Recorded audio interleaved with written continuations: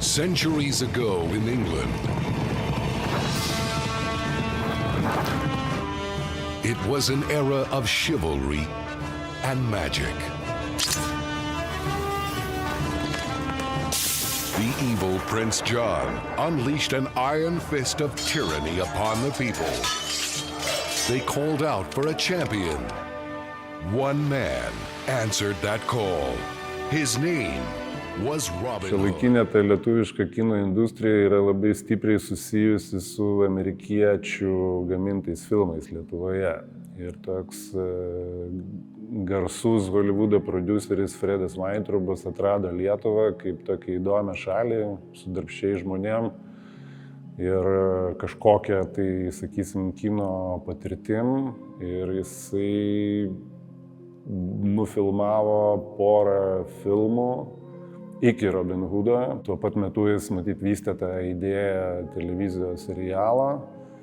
Na ir Lietuva jau pasirinko žinodamas, ką gali čia pasiekti su, sakysim, pakankamai ribotais resursais. Ir tuo metu iš tikrųjų Lietuva buvo labai pigi šalis amerikiečiams gaminti filmus.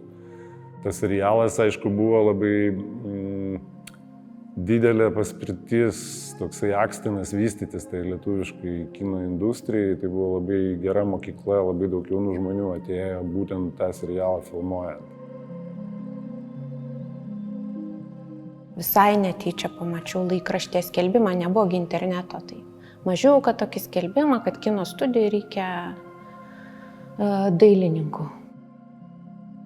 Kai reikėjo atvažiuoti, užpildyti dokumentus, paraišką parašyti, pirmas klausimas buvo, ar moki anglų kalbą. Aš dar net nežinau, kas čia per projektas. Aha, galvoju, aš moku prancūzų, anglų ne. Bet jeigu aš dabar parašysiu, kad ne, tai to ir viskas pasibaigs. Aš tada rašau taip, žinoma.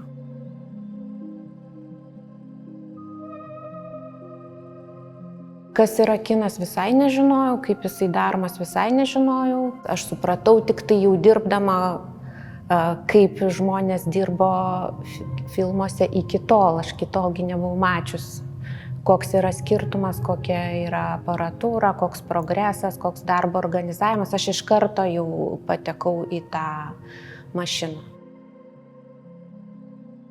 Žinojom, kad atvažiuoja didelis projektas tais laikais, mums buvo didžiulis įvykis.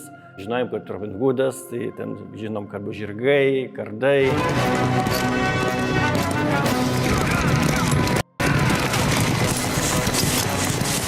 Buvo didžiulis noras būti kaskaniku, bet realiai mes dar taip rimtai savęs gal ir nesijautėm net rimtai kaskanikais. Jausmas buvo labai pakylėtas iš tikro. Visi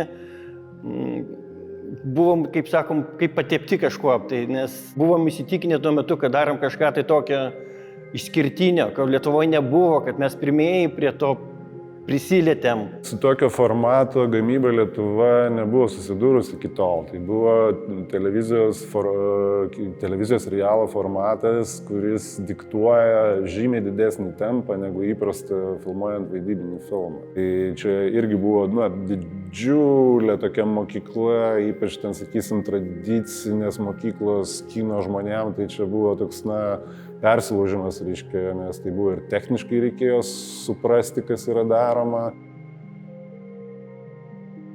Pas juos buvo dideli reikalavimai, o mes šitų dalykų neturėjom. Mes neturėjom pagalbinės technikos jokios. Mes viską rankom.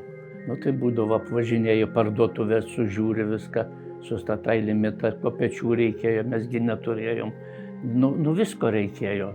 Ir tų segtukų baltinių, nes prikabinti filtrą mes taipgi nedarydavom.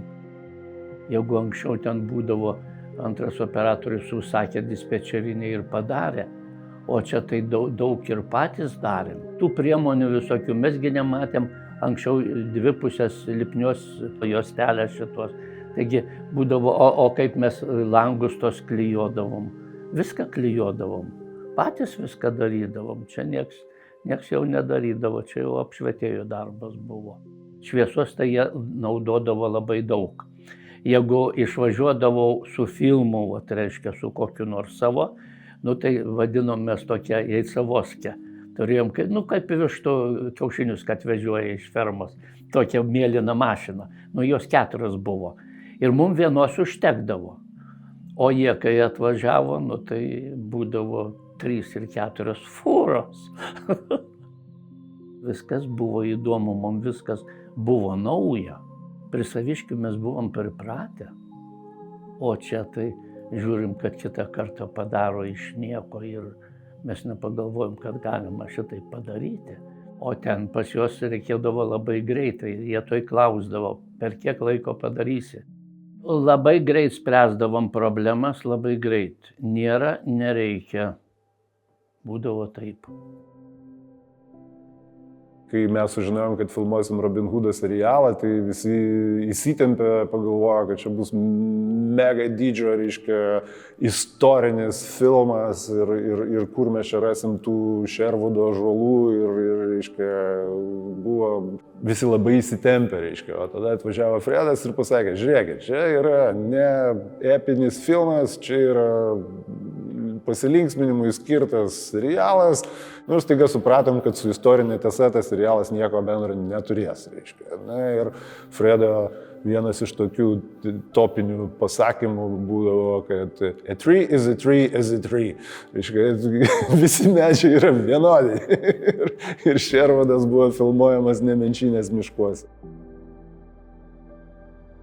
Reikia suprasti, kad tai yra pasaka. Kadangi pasaka ir siekis patogumo ir buvo dar serialas, didelis greitis filmavimo turėjo būti, tai visi beveik interjerai buvo statomi paviljonuose ir jų buvo labai daug. Buvo pastatyta didžiulė pilis, tokia labai keista ir eklektiška, reiškia, bet užduotis buvo tokia, kad ta pilis turėtų vaidinti ten 15 skirtingų pilių ir ten pakeičiant kažkokius nedidelius elementus, reiškia, iš tos vienos dekoracijos būdavo padaroma kita dekoracija. Ką mes sugalvodom, tas ir įvykdavo, viskas ten buvo gerai, tik tai organizacinė prasme labai sunku net dabar įsivaizduoti, kaip sudėtinga viskas buvo ir kiek laiko tas užimdavo, daug ilgiau taip, negu dabar būtų.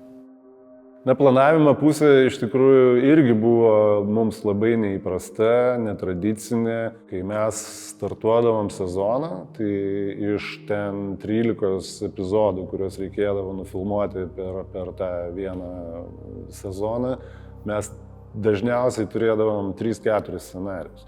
Visi kiti scenarijai buvo rašomi jau filmuojant. Amerikoniška darbo organizavimo sistema negali sau leisti būti priklausoma nuo lietaus, sniego ar kažkokio netinkamo oro. Taip suorganizuotas būdavo darbas, kad jeigu lauke lyja, mes tuoj pat persikraustom į paviljoną arba kažkur į kažkokį interjerą, kuris yra, reiškia interjerą, kuris ne lauke ir jam lietus nedaro jokios įtakos. Tai mes būdom pasiruošę A ir B planui visada.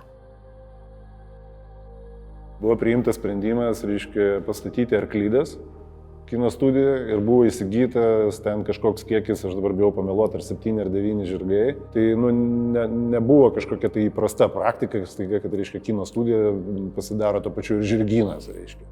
Reikėtų vis tik tai prisipažinti, kad mes tikrai gerai mokėjom jot, o visi kiti triukai buvo per tuos visus 4 sezonus labai daug išmokom. Visus tos 4 metus aš buvau mažojo Džono, tą vadinamą Little Džono dubleris, bet tarp dubliavimų ir darėm, aišku, kitus visus personažus. Tai mes būdavom įlėkę į kaimą kaip plėšikas ir tam pačiam kadre jau ridinės į krentino stogą pašautas strėlės kaip valstietis. Aš gal nepasakyčiau, kad buvo tokių super sudėtingų scenų, bet tai buvo daug tokių dalykų, kuriuos mes triukus pirmą kartą darėm. Tai sakysim, tai aukštuminiai kritimai, degimai, tai gal tie pirmieji kartai, pirmieji tie triukai, dar nelabai mes suprasdavom ir, pavyzdžiui, kai muštynės darydavom kažkokias, nelabai suprasdavom kameros darbą, koks objektyvas, koks stambumas, kokiais kampais. Tai čia visa mokykla buvo išeita. Didžiausia išliekamoji vertė to serialo yra tai, kad užaugo nauja karta kino žmonių. Ir ta karta, kuri jau dirbo kine tuo metu, irgi išmoko tos amerikoniškos sistemos, vadinkim, kas iš principo paskui įtakojo tai, kad lietuvių kino industrija taip sutvirtėjo ir išliko, prisitaikė prie tarptautinių sąlygų. Ir praktiškai tai, ką mes turim, tai galima sakyti, kad nuo to serialo iš tikrųjų prasidėjo. Tie filmai, kurie filmavosi po to, turbūt padarė daugiau įtakos Lietuvos žinomumui, kaip šalies, kaip lokacijos. Bet tik dėl to, kad tas serialas buvo čia nufilmuotas, visi tie kiti filmai čia atėjo iš tikrųjų. Tai buvo tam tikras įrodymas, kad čia galima filmuoti tarptautinio lygio filmus. Ir tada vyksta tas augimas. Didelį labai indėlį turbūt įnešė tie profesionalai, žmonės, kurie kino šalyse gyvena. Tai nepertraukiama daugybės metų mokykla. Žinoma, kad mums viskas buvo įdomu, viskas. Turbūt nuo A iki Z. Faina buvo, tikrai. Mesgi su žmona visą laiką kartu dirbom.